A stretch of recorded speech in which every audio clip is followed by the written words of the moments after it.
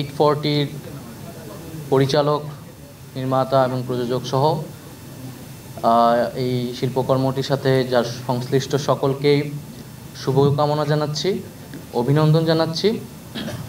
তো আজকে মূলত এটা দেখতেই আসা, তো কিন্তু হয়তো আমার এখানে কথা বলার কথা না, কিন্তু এখন যে কোনো জায়গায় গেলে তো আমরা তো এখন সরকারি লোক হয়ে গেছি, তো প্রোটোকল অনুসারে নাকি কথা বলতে হবে, তো ফারুকী ভাই বললেন আর কি। তো আমার তো আসলে এখানে অনেক অভিজ্ঞ লোকেরা রয়েছেন, সংস্কৃতি জগতের লোকেরা রয়েছেন, তাদের একটা দীর্ঘ অভিজ্ঞতা আছে বাংলাদেশের সিনেমা এবং সংস্কৃতি নিয়ে। তো আমরা তো 420 দেখেছি, আমার যতটুকু মনে পড়ে 7-8-এর সময় এটা ওই সময় রিলিজ হয়, যদিও আমাদের তখন অত বোঝার বয়স হয় নাই বা পরবর্তীতে দেখেছি। তো আমরা সবসময় খুব সহজ সিম্পল কথাটা যেটা আমরা প্রত্যাশা করি একজন শিল্পী, একজন সাহিত্যিক বা একজন পরিচালক, তার কাজ সমাজের বাস্তবতাটা আসলে তুলে ধরা।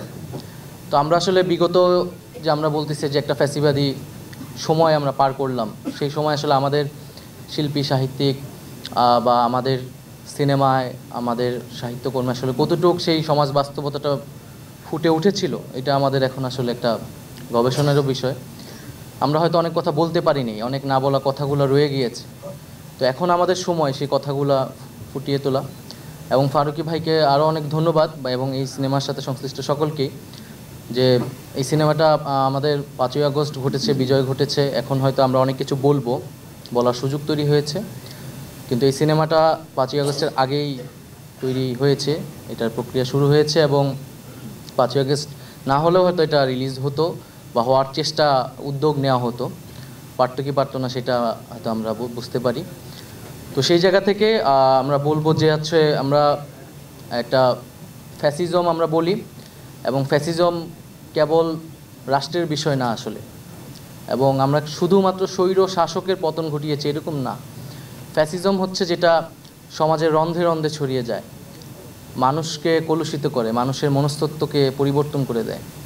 ফলে আমরা হয়তো রাজনৈতিক একটা লড়াই মধ্য দিয়ে আমরা এসেছি, সেই লড়াইটা এখনও চলমান, কিন্তু আমরা যদি নতুন সমাজ এবং নতুন মানুষ তৈরি করতে চাই, তাহলে আসলে সেই মানুষের মনস্তত্ত্বটা পরিবর্তন প্রয়োজন, এবং সেটার জন্য সবচেয়ে গুরুত্বপূর্ণ যে দুইটি সেক্টর, সেটা হচ্ছে শিক্ষা এবং সংস্কৃতি।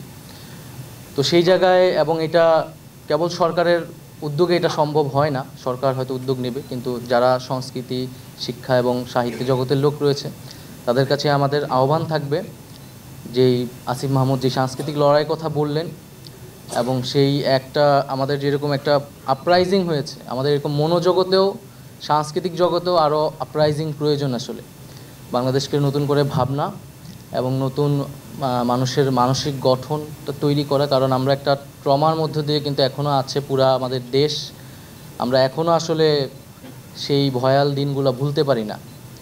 তো সেই জায়গা থেকে এই ধরনের সাংস্কৃতিক কার্যক্রম আরও বেশি হোক। আরেকটি বিষয় তার পাশাপাশি যে আমাদের দেশীয় শিল্প, আমাদের হচ্ছে সিনেমা বিকশিত হবে, এটাই আমাদের প্রত্যাশা, এটাই আমরা মনে করি যে এই ধরনের কাজগুলো অনুপ্রেরণা তৈরি করবে। তো সেই জায়গা থেকে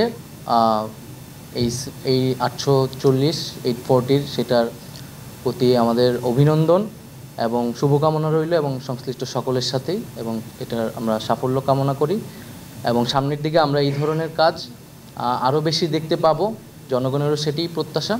তো সবাইকে ধন্যবাদ। আসসালামু আলাইকুম।